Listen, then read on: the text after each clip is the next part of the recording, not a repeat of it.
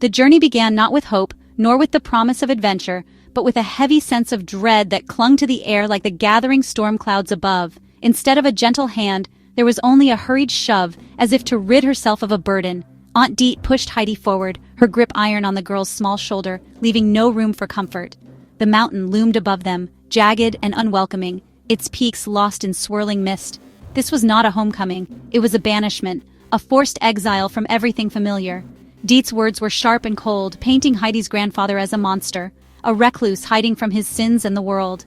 The air thinned as they climbed higher, civilization fading into a distant memory below. Heidi clutched her small bundle, the only piece of her old life she could carry. Every shadow seemed to whisper warnings, every gust of wind fed her dread. The mountain felt alive, ancient and hostile to strangers. At the summit, Dete pointed to a dilapidated hut perched precariously on the cliff's edge, its windows dark and unwelcoming. "Your grandfather, the Alm-Uncle," she spat, the name sounding more like a curse than a relation. Heidi stared at the hut, a coldness settling deep in her bones. Dete shoved her to the door, muttered a few sharp words to the silent bearded man who appeared in the doorway, and then, without a backward glance, fled down the path, leaving Heidi behind. The Alm-Uncle's eyes were chips of ice, his silence heavy and impenetrable. He did not greet her, did not offer a word of comfort, only stared, as if weighing her soul. The door creaked open, darkness yawning within, swallowing the last of the daylight. Heidi had been delivered, unwanted cargo at the doorstep of a mystery, left to the mercy of a stranger. The mountain's silence pressed in, watchful and absolute, broken only by the wind that howled through empty rocks. The world below was gone. Up here, only the wind and the unknown remained. Heidi stepped inside, heart pounding in her chest, the weight of exile settling on her small shoulders like a heavy cloak. She was alone now, left to solve the riddle of the Alm-Uncle and the secrets the mountain held. The journey had ended, but the real ordeal was just beginning. Heidi's new life began in the shadow of secrets, with only her courage and hope to guide her through the darkness. The Alps were no paradise. They were a fortress of secrets. The Alps were no paradise. They were a fortress of secrets. The Alps were no paradise. They were a fortress of secrets. By day, sunlight revealed treacherous beauty wildflowers masking hidden crevices, sharp peaks slicing the sky. At night, the mountain became a realm of unsettling noises and impenetrable darkness. The wind howled, rattling the hut, carrying the cries of lost souls. Heidi lay awake, rigid with fear, listening to strange sounds from the woods. The Alm-Uncle moved with silent, unnerving grace, teaching her survival, not affection. He showed her poisonous plants, dangerous paths, and how to read the sky for storms. His respect for the mountain was wary, as for a powerful enemy. Heidi began to notice flickers of movement at the forest's edge, shadows that vanished when she looked. She asked her grandfather, but he only stared into the fire, jaw tight. His silence was confirmation. They were not alone. The mountain watched, and secrets waited in the dark. The Alm-Uncle was a ghost before he was a grandfather. In the village, his name was whispered, his past a locked room. When Heidi visited with Peter the goatherd, villagers avoided her, fear in their eyes. Rumors swirled, a crime, a betrayal, a man exiled to the mountain. At night, Heidi heard him mutter names in his sleep, regret and fury thick in the air. By day, he was silent, by night, haunted. Peter told tales of a fire, a fight, a fall from grace, always ending with the Alm-Uncle's rage and isolation. He trusts no one, Peter warned, especially city folk.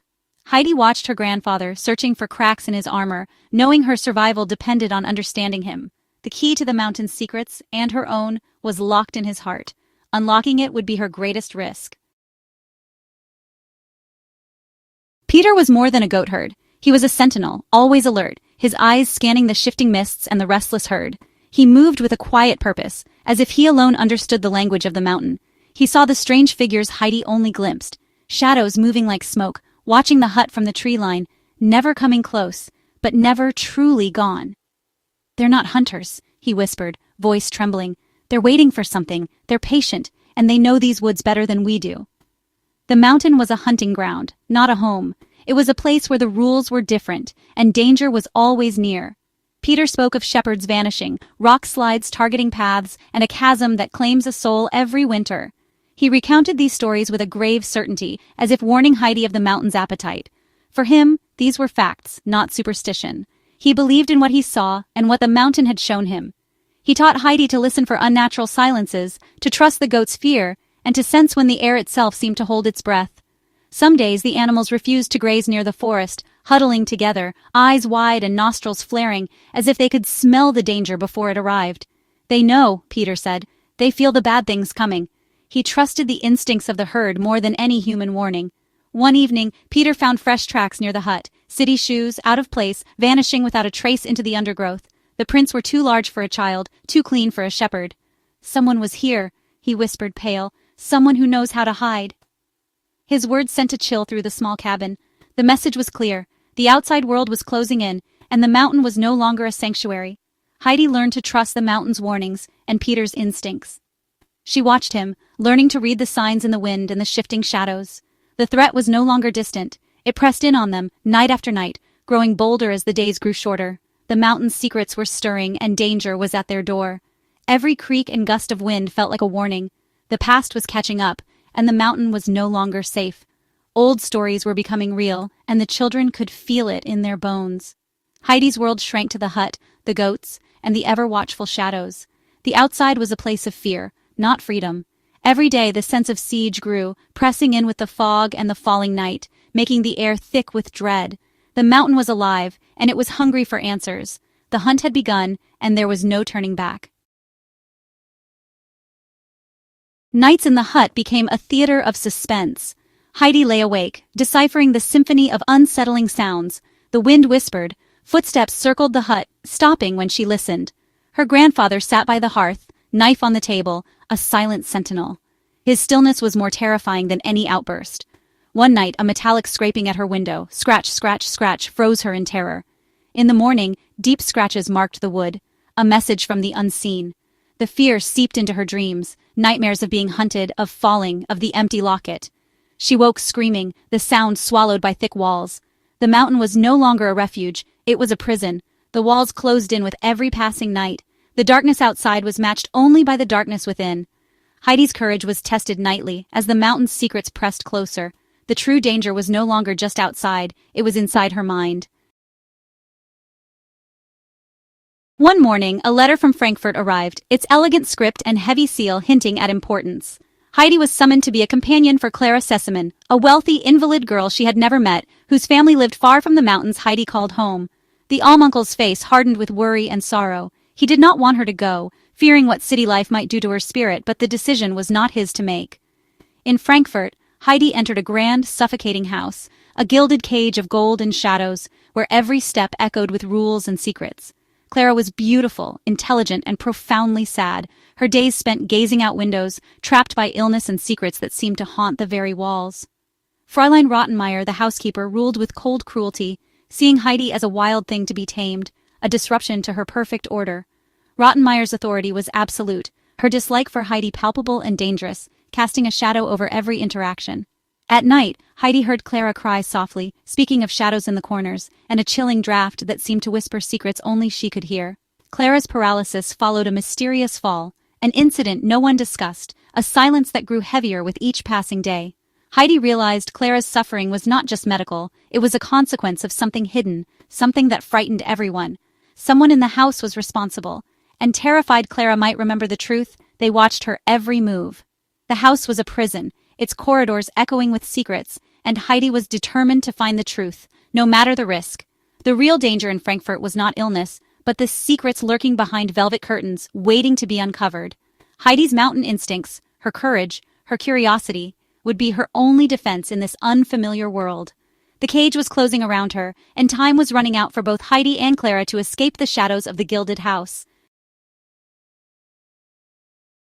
The Sesman house was a web of lies, with Rottenmeier at its center. Heidi noticed inconsistencies, Rottenmeier's panic at any mention of Clara's accident, documents locked away, staff silenced by fear. A strange doctor visited only when Mr. Sesman was away, prescribing medicine that left Clara weaker. It wasn't medicine, it was poison. Heidi, sleepwalking, was drawn to the forbidden study. One night she found it unlocked and discovered hidden account books. The numbers revealed systematic theft, funds funneled from Clara's accounts to a mysterious name. A letter from the doctor to Rottenmeier confirmed it. Clara's fall was no accident, but a necessary measure. Rottenmeier had orchestrated the paralysis to control Clara's fortune. The gilded cage was for profit, not protection. Heidi alone knew the horrifying truth. The deception was complete, and the danger was real. Heidi's next move would decide their fate. Heidi's return to the Alps was an escape, but danger followed. Her knowledge threatened Rottenmeier and her conspirators. The shadowy figures Peter had seen grew bolder, closing in. The Alm-Uncle understood. The sins of his past and Heidi's new enemies were converging. The ghost haunting the Sesamin house was Heidi herself, her sleepwalking mistaken for haunting.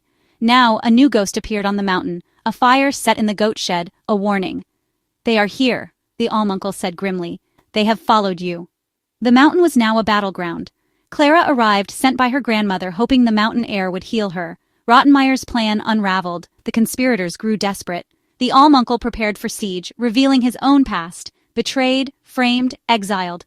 The men hunting them were ghosts from his past, sent to finish what they started. Two conspiracies, decades apart, had finally intertwined. The final confrontation was inevitable. The mountain's secrets were about to be dragged into the light. Heidi, Clara, and the Alm-Uncle braced for the storm. The climax arrived on a stormy night, wind and rain battering the hut. Rottenmeier's accomplice, the crooked doctor, and the Alm-Uncle's old betrayer emerged from the woods. They came to silence witnesses and reclaim Clara. Inside, a desperate struggle erupted. The Alm-Uncle fought with the fury of a man defending his last chance at redemption. Clara, knocked from her wheelchair, remembered the truth. Rottenmeier's push, the doctor's face. Rage surged. She stood for the first time in a year. Heidi, acting on instinct, struck the doctor with an iron poker. Peter burst in with villagers, armed and ready. The conspirators were captured. The truth spilled out. The unveiling brought freedom, but also scars. Heidi learned courage was not the absence of fear, but facing it down. The Alps kept their shadows, but Heidi now walked among them, unafraid.